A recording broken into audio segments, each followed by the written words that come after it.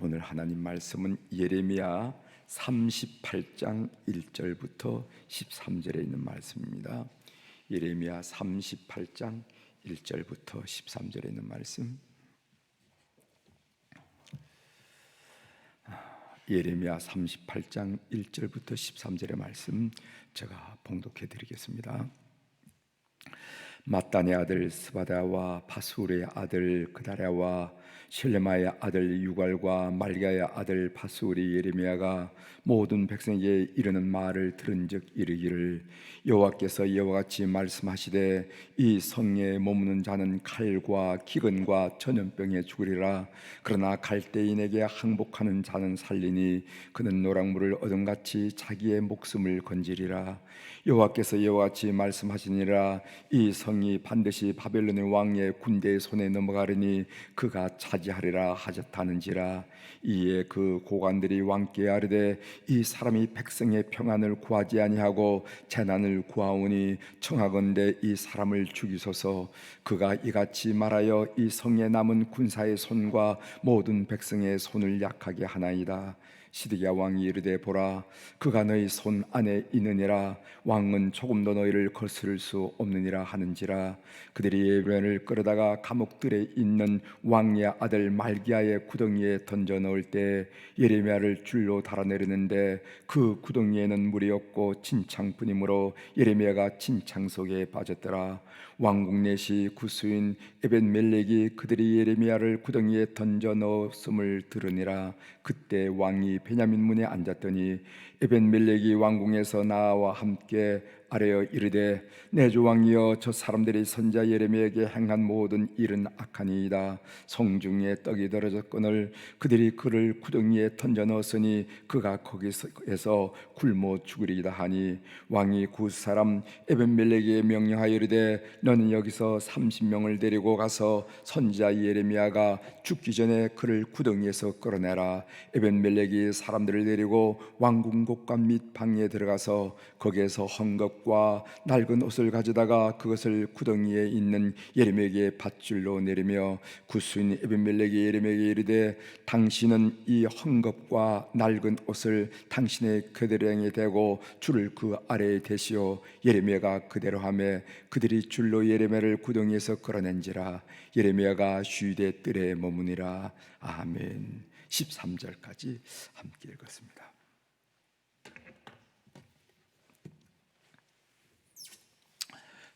오늘 우리가 읽은 예레미야 13장 1절부터 13절에 있는 말씀을 중심으로 어떻게 진리 앞에 담대할 수 있을까 하는 그런 주제로 같이 은혜를 나누고자 합니다. 이창호 박사가 관계성과 자기 중심적 사고에 대해서 이런 글을 썼습니다. 우리가 잘 아는 얘기고, 특별히 결혼식 가면 이런 얘기 한 번쯤 들어봄직한 그런 얘기인데 그 글을 썼어요. 여러분들에게 소개해드리고 오늘 말씀을 좀 시작할까 합니다. 소와 사자가 있었습니다. 둘이 만나서 사랑에 빠졌다는 거죠. 얼마 뒤에 결혼을 했고 둘은 서로에게 최선을 다하기로 약속을 했습니다. 소는 최선을 다해서 마시는 풀을 사자에게 대접했어요. 사자는 풀이 싫었지만은 사자는 고기가 좋잖아요. 사자는 풀이 싫었지만은 소를 사랑해서 참고 풀을 먹었어요. 사자도 최선을 다해서 마시는 고기를 소에게 대접했습니다. 소 역시 괴로웠지만은 소는 풀을 뜯는 초식동물이지 고기를 먹는 동물이 아니잖아요. 소 역시 괴로웠지만은 사자를 사랑하기 때문에 참고 그 고기를 먹었습니다. 그런데 참는 데는 한계가 있잖아요. 둘의 인내는 이내 바닥을 났고 그리고 폭발하고 말았습니다. 사자는 이렇게 말했습니다. 나는 너를 사랑했기에 너에게 신선한 고기를 대접했는데 그런데 너는 왜 안 먹니? 이렇게 얘기했어요. 소도 지지 않고 말했습니다. 나 역시 너를 사랑해서 풀을 줬는데 왜 넌 맛있게 먹지 않는 거야? 그리고 대체 왜 나에게는 자꾸만 고기를 주는 거야? 이렇게 싸움이 벌어졌어요. 싸움 끝에 둘은 헤어졌다는 거죠. 우스운 얘기 같지만은 여러분들이 결혼식장에서 가끔씩 들을 봄직한 얘기 같지만은 이 이야기가 주는 것은 뭐냐면은 관계성의 시작, 너와 내가 관계를 맺겠다 할 때 관계성의 시작은 자기 중심적인 사고를 포기하는 데서 출발한다 하는 아주 귀한 얘기를 우리들에게 들려주는 것입니다. 내가 나의 길을 내려놓고 상대방의 입장을 먼저 생각해 주는 것입니다. 그래서 상대를 얻기 위해서 나를 부정하는 것입니다. 여러분들도 경험해 보셨겠지만은 우리가 관계를 위해서 하나님께 꼭 기도하면은 성령께서 우리 마음에 주신 생각들, 강력한 생각이 늘 뭐냐 하면은 그것은 상대방의 입장을 생각해 봐라 하는 거예요. 그래서 상대방의 입장을 생각해 보다 보면은 가슴이 뭉클하면서 이해가 되면서 그렇겠지. 그 사람이 어린 시절에 그렇게 힘들게 살았는데 지금 그 사람이 그렇게 힘들게 코너에 몰렸는데 그런 얘기하는 거 당연하지, 그런 입장을 표현하는 건 당연하지 하면서 상대방에 대한 이해가 넓어지는 것을 우리가 성령을 통해서 경험하게 된다는 거죠. 여러분, 오늘 또 상대방의 입장, 다른 사람의 입장을 헤아려보는 하루가 되기를 주의 이름으로 부탁을 드립니다. 오늘 본문 예레미야 38장 1절 이하의 말씀을 읽었는데 이 본문 내용은 유다 왕국에 대한 바벨론의 공격이 절정에 이르렀을 때 일어난 일입니다. 그러니까 BC 587년경이에요. 유다 왕국이 바벨론 제국이 언제 만영한지 여러분 아시죠? 그것이 BC 587년. 그러니까 금방 망할 나라에서 일어난 일이라는 것을 우리가 알게 됩니다. 예언자 예레미야는 여호와 하나님께서 전하라고 하신 심판과 재앙의 메시지를 선포하는데 그 내용이 2절부터 3절에 나옵니다. 그 두 가지가 나오는데 하나는 유다가 바벨론 군대에 망할 것이고 예루살렘 성은 파괴되고 불태워질 것이다.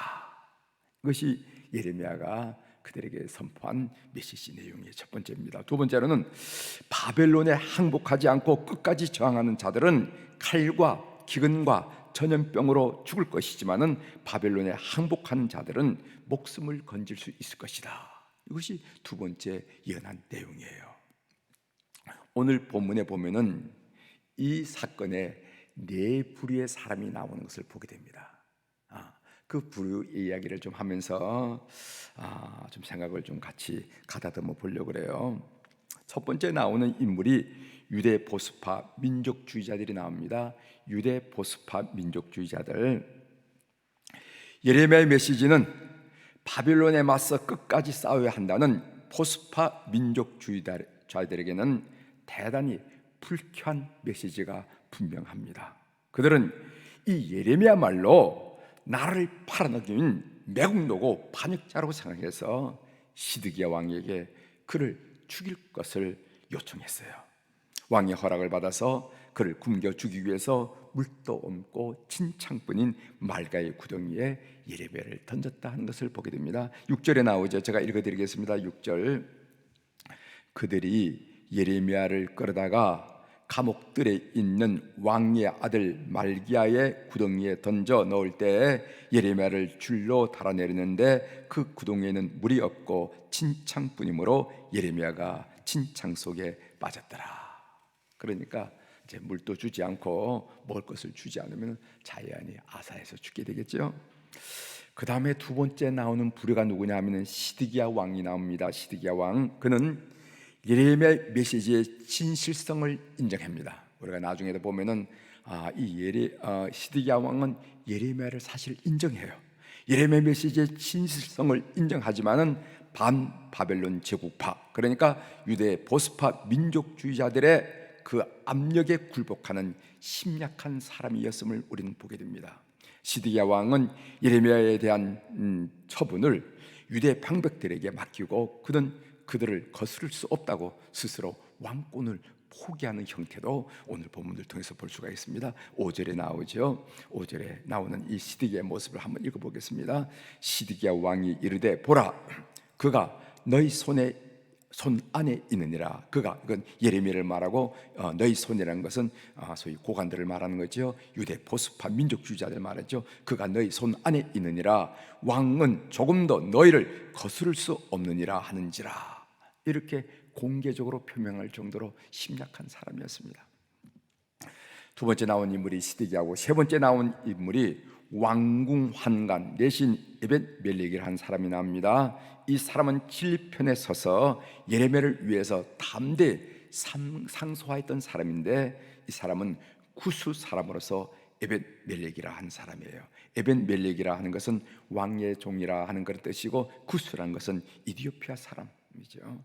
소위 유대 사람들은 이 일에 대해서, 진리에 대해서 정확하게 불의에 대해서 한가하지 못하는데, 오히려 그 이디오피아 사람이 진리에 대해서 이야기를 하고 있는 것을 보게 됩니다. 그는 자신의 생명을 걸고 의를 위해 행동하는 사람이었습니다. 9절에 나오죠. 제가 읽어드리겠습니다. 내 주 왕이여, 저 사람들이 선지자 예레미야에게 행한 모든 일은 악한 일이다. 성중에 떡이 떨어졌거늘 그들이 그를 구덩이에 던져 넣었으니 그가 거기서 굶어 죽으리이다 하면서 그 유대 고관들을 향해서 악하다고 말하고 예레미야를 구해내야 된다고 간청하고 요청한 사람이 에벤벨렉이라는 것이죠. 세 번째 나온 인물이었습니다. 네 번째 나온 인물이 누구냐면 예레미야 선지자입니다. 예레미야는 결코 굴하지 않았어요. 그는 던져진 구덩이에서 갇혀 있다가 언제 죽을지 모른다는 사실을 잘 알고 있었던 사람이었습니다. 그럼에도 불구하고 연했던 그 메시지를 거두지 않았고 또 바꾸지도 않았습니다. 이 메시지가 잘못된 것 같다고, 내가 너무 편견에 사로잡혔다고 이렇게 이야기하지 않았어요. 그는 두려움도 망설임도 없었습니다. 어제 본문을 묵상하면서 이런 네 사람의 반응을, 네 부류의 반응을 보면서 어떻게 우리가 인생을 살면서 진리 앞에 담대할 수 있을까, 이런 생각을 하게 되었습니다. 여러분들이 인생을 많이 살아오셨는데 여러분들은 어떻게 진실 앞에, 그리고 진리 앞에 담대하게 살았습니까? 한번 생각해 보세요. 신념이 굳으면요 그럴 수 있을 것이다, 그런 생각됐어요. 아주 신념이 강고한 사람, 이것은 정말 자기 생명을 내대고 두려움도 망설임도 없이 진리를 이야기하고 나갈 거예요. 또 용기 백배하다는 말이 있는 건데, 용기가 있으면 그럴 수 있다라는 생각도 했습니다. 저에게 든 생각은, 저는 자기 삶에 대한 하나님의 절대 주권을 확신해야 사람에게 휘둘리지 않고 상황에 주눅들지 않고 진리 앞에 떳떳하고 담대해질 수 있다, 이런 생각을 했습니다. 이런 생각을 했어요. 제 삶의 이 흔적들을 이렇게 뒤돌아볼 때 그렇구나 하는 생각을 가졌어요. 사람에게 휘둘리지 않고, 그리고 상황에 주눅들지 않았던 때 내 마음은 어떤 때였는가라고 뒤돌아봤더니까 그것은 내 삶에 대한 하나님의 절대 주권을 확신할 때, 인정해드리고 확신할 때, 그럴 때 흔들림이 없었고 담대하고 여유가 있었다 하는 그런 얘기입니다. 내 삶의 절대 주권자인 하나님이시다. 상황이 아무리 어려울지라도, 사람들이 아무리 반대할지라도 하나님이 하시고자 하시면 하게 되는 것이다. 이 믿음이 사람을 담대하게 한다라고 믿습니다. 오늘 이 새벽에 나온 우리 모든 교우들, 여러분 마음속에 이 믿음이 강해지기를 주의 이름으로 부탁을 드립니다. 그래서 내 운명은, 내 삶은, 내 내일은 상황이 만드는 것이 아니야, 사람이 만드는 것이 아니야. 그래서 상황 때문에 주눅들지도 말고, 사람 때문에 휘둘리지도 말고, 하나님 앞에 견고히 서서 걸음을 옮기는 하나님 백성들이 다 되기를 주의 이름으로 축원합니다. 기도하시겠습니다.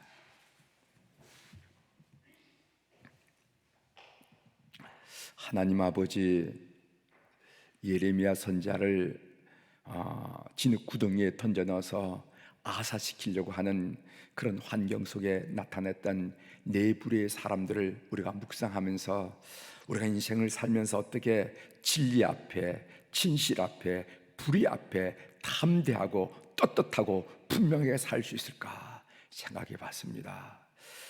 신념이 굳은 사람, 용기가 백배한 사람도 있겠지만 우리는 신앙으로서 내 삶은, 내 운명은, 내 역사는 하나님의 손에 있다, 하나님이 내 삶의 절대 주권자이다 라는 확신이 있을 때 우리는 흔들리지 않고 갸우뚱하지 않고 걸음을 내디딜 수 있음을 우리는 알게 됩니다.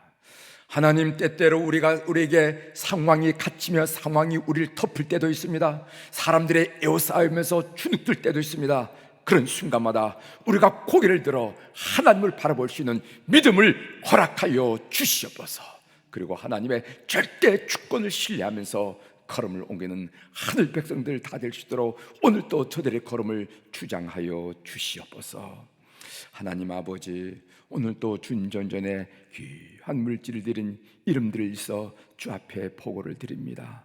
하나님, 눈 밝으신 하나님 아버지, 귀 밝으신 우리 하나님 아버지, 그 이름들, 그 사연들 통촉하여 주셔서 우리 하나님이 우리 삶의 절대 주권자임을, 우리 가정의 절대 주권자임을 우리가 경험하는 삶을 통하여 고백하는 성도들이 될 수 있도록 이 헌금을 연락하여 주시옵소서.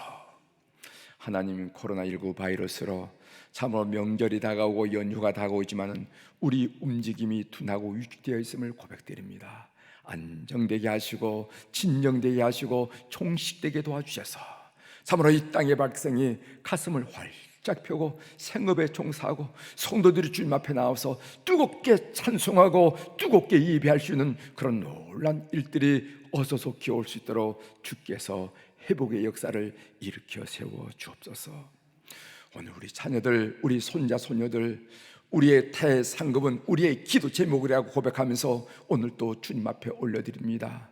명절이지만은 해에서 공부하고 직장 생활로 사업으로 해 나가 있는 자녀들이 있습니다. 그래서 이 땅에 있는 어른들의 앞이 허전함을 느끼는 그런 가정들이 있습니다. 저 타원에서 사업하고 공부하고 그리고 직장 생활하는 우리의 자녀들 있습니다. 군무에 나가서 참으로 보름달을 바라보면서 고향을 그리고 어머니 품을 그리는 우리의 아들과 딸들도 있습니다. 이 어려울 때 참으로 진학을 앞에 놓고 마지막 질주하고 완주를 위해서 기도하는 자녀들이 있습니다. 주님께서 기억하여 주시고 그들에게 굳은 의지와 감당할 만한 건강과 그리고 확신을 주셔서 마지막까지 질주하는 우리의 아들, 딸들, 수험생들이 될 수 있도록 은혜를 베풀어 주옵소서. 환우들을 위하여 기도합니다. 다들 명절이라고 좋아하지만은 아버지, 육신이 약하여 운신의 폭이 좁아서 참으로 어려운 출입이 어려운 우리 사랑하는 환우들 기억하여 주옵소서. 병원에서 아니면 가정에서 치료하는 우리 모든 환우들, 성령님께서 오늘도 그들 가까이 계셔서 그들의 영혼에게, 그들의 심령에게, 그들의 육체 위에 능력의 손으로 안수하시고 안찰하시고 만져주심으로 말미암아 세상 울소리 깜짝 놀랄 하나님의 회복시키는 역사를 경험할 수 있도록 온 교우들을 주께서 은혜로 이끌어 주시옵소서. 하나님, 헌신 제자 양육이 마쳐갑니다. 하나님 아버지, 이 일을 통하여 하나님께서 영광 받으시고 우리 심령 속에 주님이 울량하신 기대, 그 사랑을 놀랍게 고백하는 헌신자들이 교회 속에 많이 세워질 수 있도록 은총을 베풀어 주옵소서. 추석 연휴를 맞이해서 우리 교우들이 이곳저곳으로 먼 거리 흩어지고 있는데 가는 길 오는 길 안전하게 지켜주시고 만남마다 기쁨이 충만한 가족의 만남이 될 수 있도록 은총을 베풀어 주옵소서. 오늘 또 하늘의 주권과 땅의 주권을 가진 우리 주님의 이름으로 이 새벽에 선포합니다. 내 영혼이 잘된 같이 범사가 잘되고 강건한 축복도 오늘 24시간 경험하면서 체험하면서 간증하며 찬양하는 귀한 삶이 되도록 은혜를 베풀어 주시옵소서. 감사드리며 예수님의 이름으로 기도 올리옵나이다. 아멘.